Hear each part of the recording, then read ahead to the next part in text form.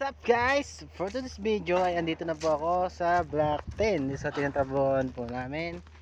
So ayan, ito po yung area na kiniklearing ng mga operators. By the way, ako nga pala si Noel Abadjano. For today's video, Kuya Noel Vlog. At kung bago pa lang po kayo sa aking Facebook page, please like and share na lang po. At saka pakifollow na lang din po ng aking Facebook page. So ayan po guys, dito po kami nag-clearing ngayon.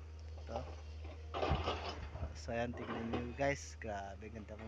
Dito kasi kami sa pinakataas guys. Ayan, andun pa yung isang bako, nag-clearing siya doon pataas.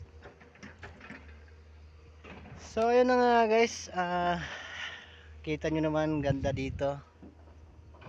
Ganda ng mga tanahin dito kasi andito kami sa pinakataas ng bundok. Kasi gagawin daw tong windmill. So ayan, isa pa ako ditong checker at saka timekeeper na rin sa mga trabahante po dito.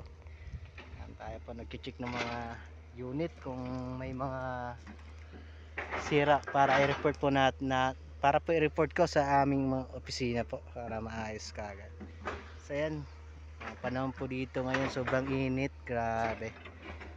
So, wow, ganda. Dito kasi kami sa pinakataas. So yun lang po guys, paki-follow lang po sa aking Facebook page, Kuya Noel Vlog. At wag na lang po kakalimutan mag-share and like na lang po guys. Ayun lang po.